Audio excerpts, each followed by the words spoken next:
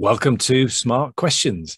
This is where, as a team, we take challenges that have come up from conversations we've had with clients in the last few days, and we explore some of the key salient points from it. It's not all about what the textbooks would say, and we won't necessarily come up with all of the whole range of solutions. But the idea is that we cover enough that there's at least a good takeaway that you can have that will help you to address that particular challenge or question that has come up. So we hope you find it useful. Louise, welcome to another episode of Smart Questions. I'm here with Louise Blunt. So what's the question that we're addressing this time, Louise? Well, the question we've been asked to look at is, how do we learn and apply lessons from a surprise resignation of a long-term valued employee? And this is potentially a really big topic, isn't it? So how are we going to split this so we don't end up with a 2-hour discussion? Well, you're quite right. We could easily end up with a 2-hour discussion. So let's take it in two halves then. Let's take surprise as the first one. So what lessons can we learn from the surprise resignation? And then we'll in another little chat we'll look at the other part of this. Okay. So we're addressing how can we avoid being caught on the hop by somebody coming in the morning on a Monday probably and going, I'm packing it all in, I'm off. More likely to be a Friday afternoon, but you never know. Well, whatever it is. So how do we try and make sure that we at least mitigate the chances of us being caught out by surprise? I'm not sure we can ever completely get rid of it, can we? No, we can't. I think for me, the word surprise is really key, because to be honest with you, you should never be surprised by anything. You know, that you have your long-term plans, your people plans that show you how and where you're going to be, that you're sharing with your team, that the whole organization knows about. So there's no surprises about where you're going. And you should have no surprises coming from your employees either. Because if you've got the culture right, you're able to have these conversations with your employees very early on in the process, whatever the cause may be of that resignation.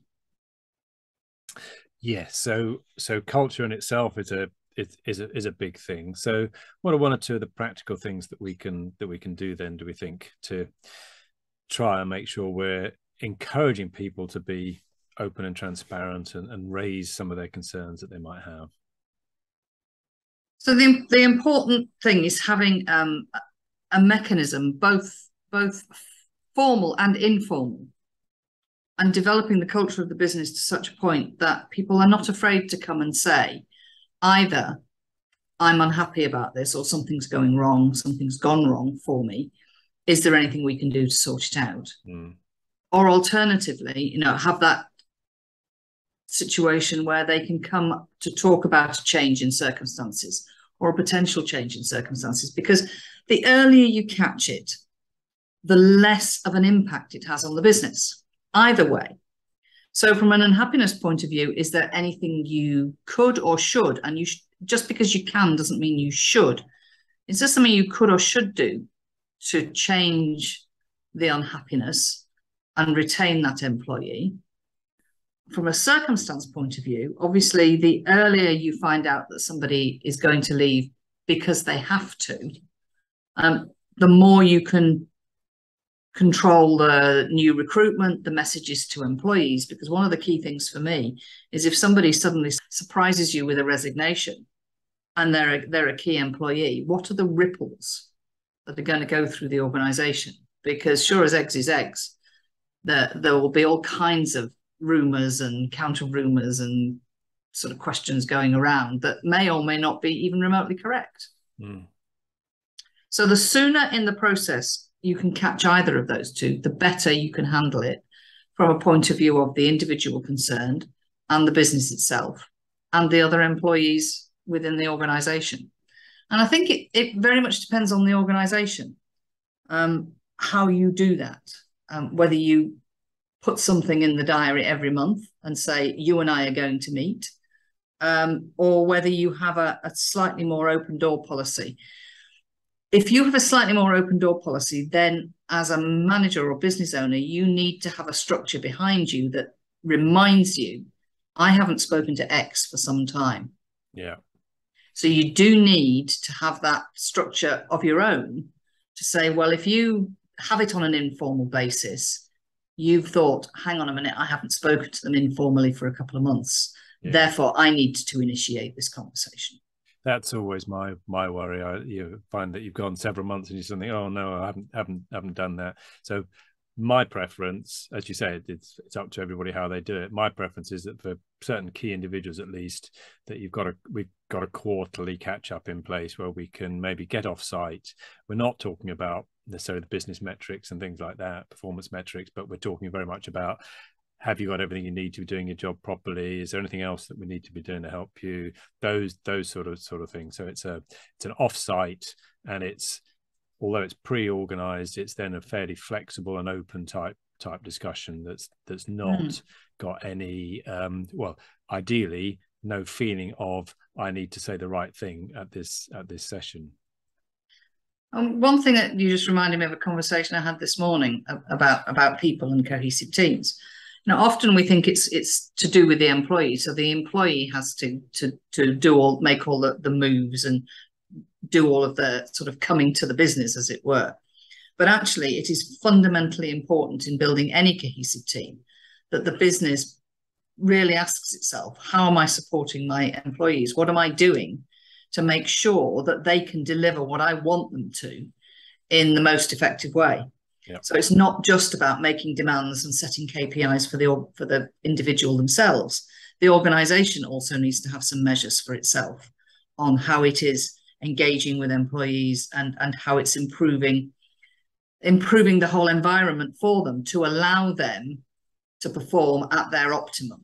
So I think that it's a real fundamental. And this comes back, there's a whole raft of things, and you'll remember the research that we did around key performance indicators, and how when we asked what are the top 5 most commonly reported key performance indicators in your business, people measures only represented about 4%, didn't they, of the total KPIs. So we know our people are really important, but we're not doing anything about it, or not enough about trying to measure it. And of course, the way we do it within a company varies considerably. You know, if we're a large company, there might be more of a survey type thing that we could do and track some numbers, employee net promoter score, that sort of thing. But if we're a smaller organization with just 2 or 3 of us, we're probably not going to be doing a survey every month or something.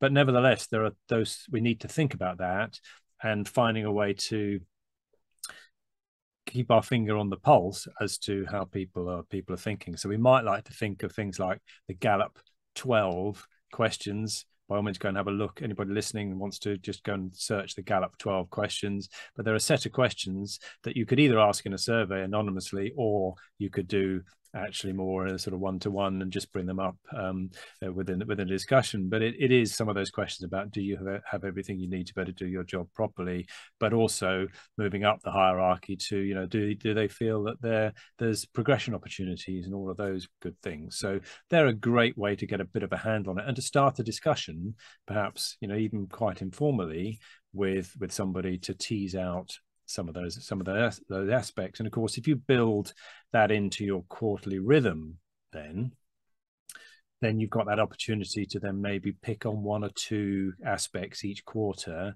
that you think, actually, this might be a common theme across the business. Maybe we should look at addressing that. Also, I mean, there are other sort of KPIs we can think about, and that those are along the lines of, and maybe this is for the slightly bigger organisations, but things like staff turnover. Now, how long are people staying? Are there any particular areas in which we have a problem retaining staff because their retention is shorter than some of the other areas of the business, and what are the differences between those? The other thing I was going to mention was absenteeism. Right. Because again, if you're monitoring absenteeism, it's not for the purposes necessarily of going, you're late, or you're absent. So it's absenteeism and lateness. It's more for me looking to see if something has suddenly changed, because that's often an indicator that something isn't quite right. You know, a previously really reliable employee suddenly changes their pattern. that can be an early indicator to the organization that you've got something wrong. Yeah. Or something is going wrong for them. Yeah. So however we do it, we need to try and find a way that works in our business, that we've got a feeling for essentially how engaged our people are. And then thinking about both on an individual, but potentially also on a business-wide way, that we can look at doing things to address and improve the levels of engagement that we've got, and maybe building in with some habits about some regular, whether we call them retention type discussions or whatever we call them, whereby we've got that opportunity, that two-way opportunity for people to bring up things that might be of a concern to them. And just remember, it's the business owner's responsibility to create the right environment, not just the employees to turn up and do the job really well.